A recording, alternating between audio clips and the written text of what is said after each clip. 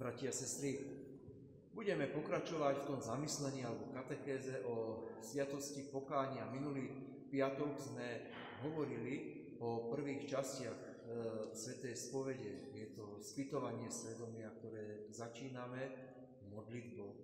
Ja si spytujem svedomie, ale snažím sa ho spytovať objektívne pred Pánom. Pane, čo podľa teba, tvojho myslenia, bolo zanedbané, nedobré, alebo dokonca priamo zlé. Pripravím si to tak, že si to napíšem na papier, čo je najjednoduchší spôsob, prípadne použijem nejaký manuál pri spytovaní svedomia, alebo sa zameriam na niečo, čo ma zachytilo v Evanjeliu. Ako, Pane, to naplňam? A nasleduje hneď, ešte pred samotným vyznaním hriechov, keď si robím spytovanie svedomia doma, tak najlepšie je hneď po tom spytovaní svedomia ten postoj, ľútosť. Pane, s týmto ja nie som stotožnený, toto nechcem. To je tá ľútosť. Cez vzťah k Bohu uznám, že to nie je dobré a môj postoj, že toto nechcem. A aby sme si vykreslili ďalšie časti sviatosti pokánia, veľmi nám k tomu pomôže aj to prvé čítanie zo skutkov apoštolov o obrátení svätého Pavla, ako sme ho pred chvíľočkou počuli. Svätý Pavol prenasledoval kresťanov. On žil akoby v takej tme. On bol presvedčený, že robí dobre, že chráni záujmy pravého Boha. Bol dobre vzdelaný mladý farizej, úplne nadšený a chcel zlikvidovať to semenisko, ktoré mohlo tú pravú vieru nejakým spôsobom poškodiť. A šiel až do Damasku. A tu spadol z koňa, nevidel, ale prijal to svetlo od Ježiša Krista. Stal sa veriacim, stretol sa s Pánom, ale nezačal hneď Pána ohlasovať. Ono to bol dosť dlhý proces. Šavol najskôr sa stretol s Ananiášom, ktorý sa o neho postaral. A on, keď prijal krst a bol poučený vo viere, potom začal lepšie vidieť. Akoby tá tma, ktorú mal v sebe, z neho padla. A svedčil v synagógach o Ježišovi. Hoci sa ho všetci báli, lebo vedeli, aký krvilačný prenasledovateľ bol. Ale vieme, že Pavol nenastúpil na apoštolské cesty.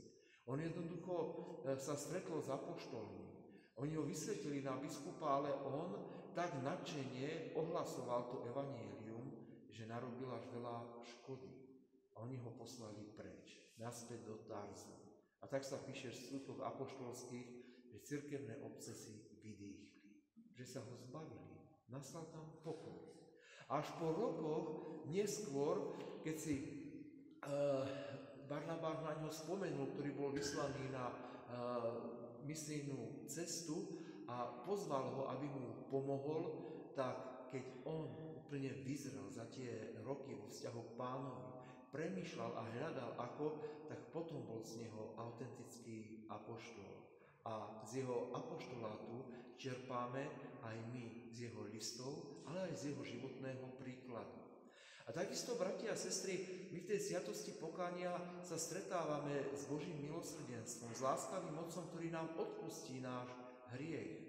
Ale my pokračujeme v tej formácii ďalej. Uznám si a oľutujem. Pán mi odpúšťa. Ale aby som pokročil ďalej, aby som toho Boha naplno prijal a prakticky prijal, treba, aby som si dal hneď po oľutovaní svojich hriechov, ešte doma v tom pokoji, v kľude, v tej intimite samoty s svojím Pánom, aby som si dal predsavzatie. Aký to má význam, to, Pane, že si mi odpustil, že to mám meniť. Mám sa zmeniť, mám za niečím dobrým ísť. Ale nemusím meniť len veci, z ktorých sa spovedám. Ja môžem meniť aj niečo iné, čo nepokladám za hriech, ale cítim, že v tom autentickom živote podľa Ježiša Krista by to malo byť zmenené. Čo to je? A ako sám musím prísť na to, čo je v mojom živote nedobré, hriešné, tak najlepšie, keď na to predsavzatie prídem sám. Áno, o toto sa idem usilovať, o toto sa idem snažiť. A taká praktická pomôcka je dať si len jedno predsavzatie. A najlepšie nie nejaké také veľmi rázne a silné, ale z toho najmenšieho hriechu, z tej najmenšej slabosti, ktorú mám. A vtedy pocítim, keď si to predsavzatie dám a budem s ním pracovať, že meniť seba samého nie je jednoduché.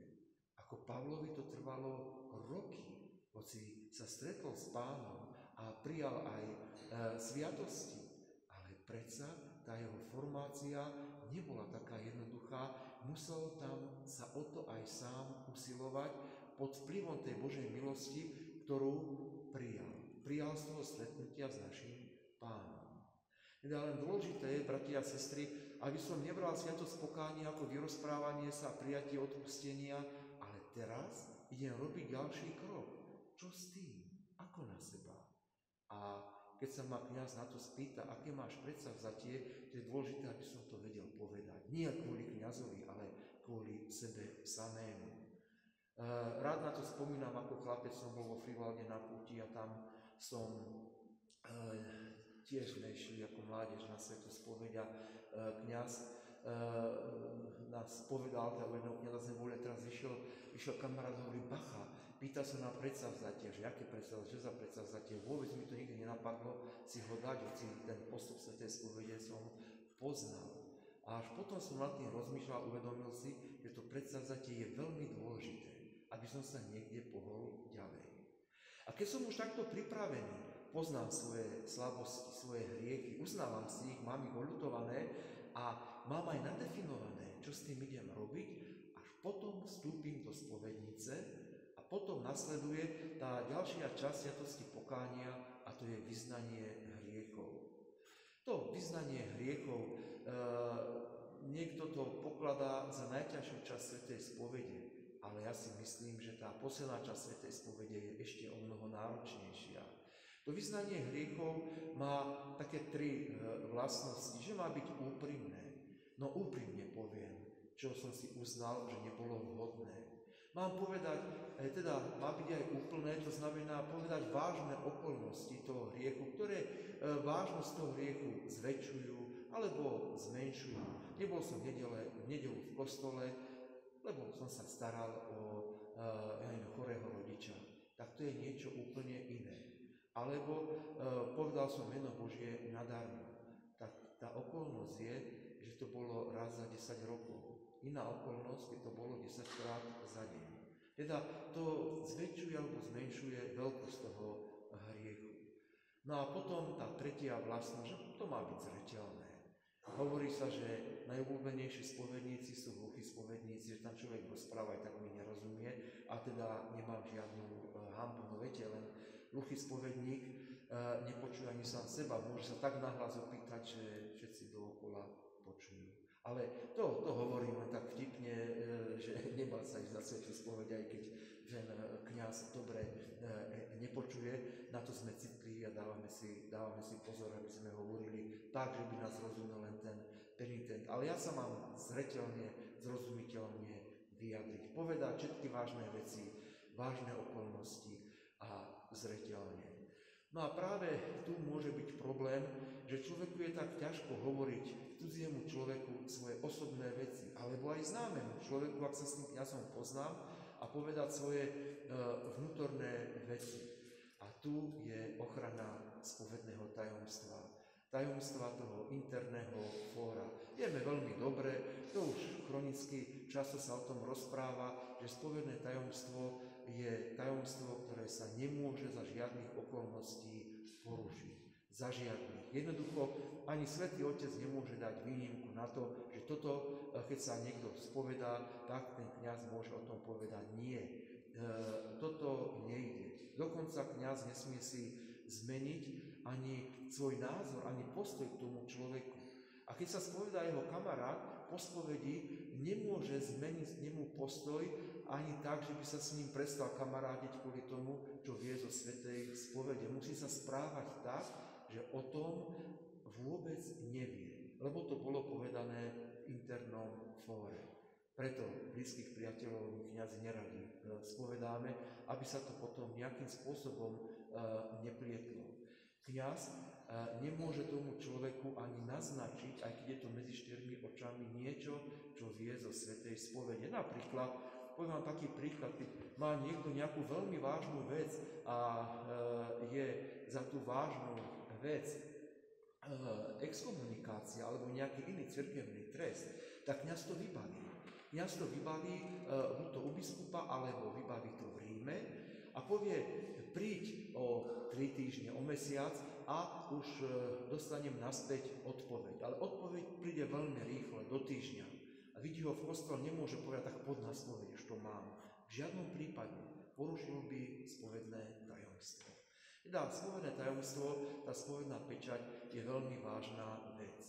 No na druhej strane, aj keď je to spovedné tajomstvo, predsa sa odporúča, aby človek šiel na svätú spoveď tam, kde mu to nebude pôsobiť žiadne problémy. Že keď sa mi zdá, že ten kňaz, ktorý spovedá veľmi rýchlo, ľahkovážne, nevyhreším a nedá mi riadne pokánie, tak pôjdem k druhému. Alebo naopak, keď sa mi zdá, že je veľmi urozprávaný a ja nechcem toľko počúvať, tak pôjdem k tomuto spovedá stručnejšie. Radi ľudia chodia k neznámym kňazom, preto na pútnických miestach je taký veľký záujem o svätú spoveď.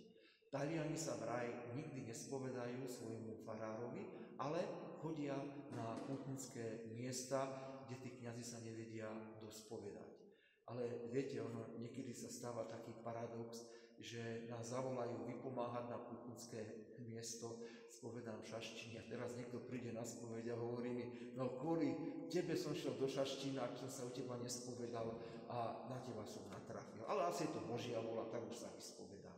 Že to už je niekedy aj také vtipné, ale preto mávame aj menovky v spovedniciach, aby si penitenti mohli vybrať a tá spoveď bola pre nich čo najmenej nepríjemná.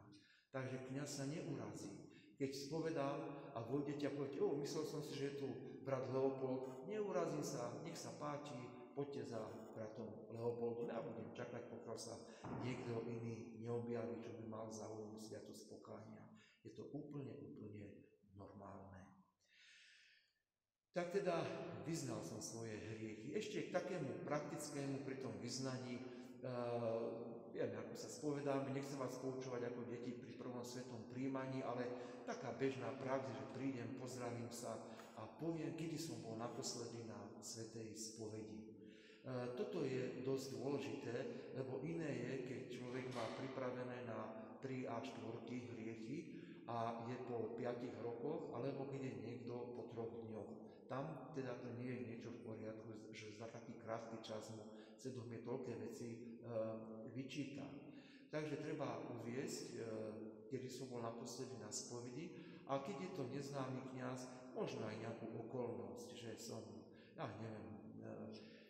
ženatý pracujúci muž, otec 2 detí. Taká krátka charakteristika aj tomu kňazovi pomôže v tom, ako sa vlastne k tomu človeku postaviť. Lebo mám vlastnú skúsenosť, že sa môže niekto spovedať a neviem odhadnúť vek ženy, vyzerá mladúčka, opýtam sa jej a rodičov poslúcha, že ona, no už mi nežijú, ale s deťmi dobre vychádza. No tak potom sa môžem sám hanbiť, že je to také trápne. Lepšie sa tak kratulinko predstaviť takú krátku charakteristiku, dať u sebe, keď som v neznámom prostredí.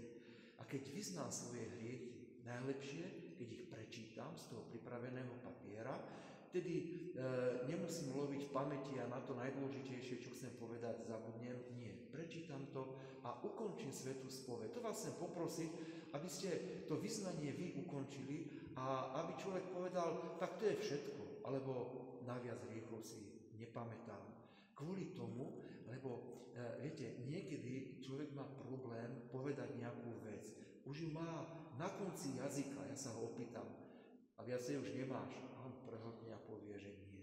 A to by bola škoda. To sa vždy bojím, lebo kňazi nie sme jak Páter Pio, že vidíme do duše. Treba to ukončiť. Áno, dohovoril som, ukončujem, na viac si nepamätám. No a potom treba si vypočuť nejaké to povzbudenie, prípadne otázku, ktorú má kňaz. Ten spovedajúci má otázku nie preto, aby ma vyšetroval, alebo bol zvedavý. To my možno aj ostatní spolubratia, spovedníci dajú za pravdu, nie sme na to zvedaví, nechceme sa vypytovať, ale je to pre pomoc toho človeka, čo sa spovedá, aby sa dobre a spokojne vyznal. A potom kňaz dá nejaké pokánie alebo zadozučinenie a tu je dôležité to zadozučinenie prijať. Teda keď mlčím, že napríklad pomodlite sa toto a toto, alebo nechodili ste do kostola, tak skúste cez pracovný deň tento týždeň 2-krát zájsť.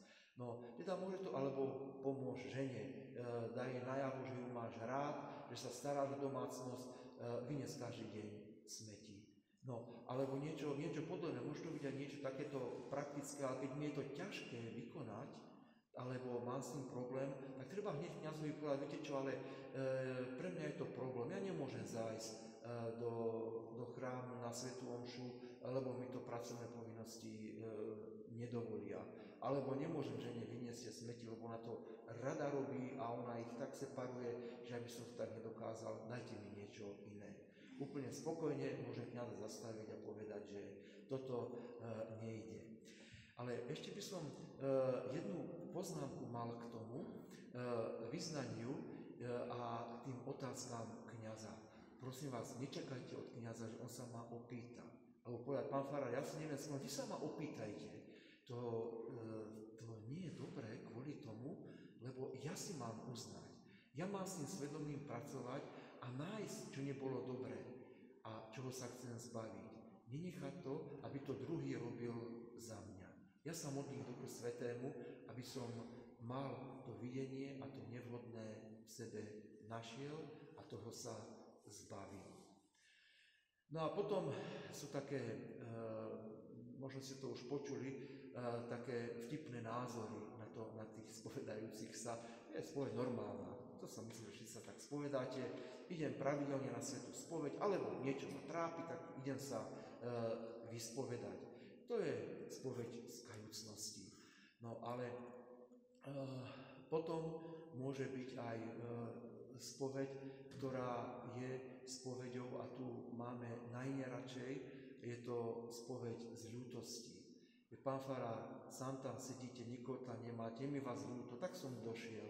A tak sa ma niečo popýtajte. Tak toto nikdy takto nerobme. Na tú svätú spoveď buďme vždy pripravení, aby som mohol sa stretnúť s Pánom a teda zahájiť práve tú snahu niečo s tým, čo som v sebe objavil ako negatívne, robiť. Keď som sa vyznal, prijal som pokánie, deklarujem ľútosť. Už som si predtým oľutoval, ale hovorím tú ľútosť, ktorú viem väčšinou naspamäť, a kňaz mi medzi tým dáva rozrešenie, prípadne niekto to rozrešenie dá celé, keď tú ľútosť skončím, ale tie slova hovoríme vždy nahlas. Po skončení ľútosti tie ústredné slova toho rozrešenia ťa rozrešujem v mene Otca i Syna i Ducha Svätého. Teda dostanem rozrešenie a odchádzam. Odchádzam práve k tomu, čo je najťažšie zo sviatosti pokánia. Idem s tým niečo robiť, čo som vyznal, idem na sebe pracovať, idem sa meniť. A najťažšie na tom je to, že môžem sa vyznávať často, pravidelne, ale k tej zmene sa mi zdá, že nedochádza. Najťažšie na tom je tá trpezlivosť. Aj tak od toho neodstúpim a predsa sa snažím a predsa chcem. V sviatosti pokánia dostávam milosť posvedzujúcu, ak som ju stratil, ale aj milosť pomáhajúcu, aby som mal silu na sebe pracovať, aby som sa nevzdal, aby som nerezignoval. A vtedy sa podobám aj na toho svätého Pavla, ktorému roky trvalo, pokiaľ vyzrel na to, že bol priamo zapojený do tej evangelizácie a tá priniesla krásne ovocie. Tak, bratia a sestry, v tom pokáni aj my buďme trpezliví sami so sebou a prosme Pána práve o tú silu, aby som mal stále v sebe túžbu a dobrú vôľu nie len nájsť, čo nie je dobré, ale s tým pracovať a formovať sa, Pane, podľa Tvojho myslenia. A však tá sviatosť pokánia je skutočným pokáním, je menením seba, je to hľadanie toho Boha, s ktorým som sa tej sviatosti pokánia stretol a prijal som ho do svojho života. Je to hľadanie toho Boha v tom najpraktickejšom, najbežnejšom, čo denne prežívam.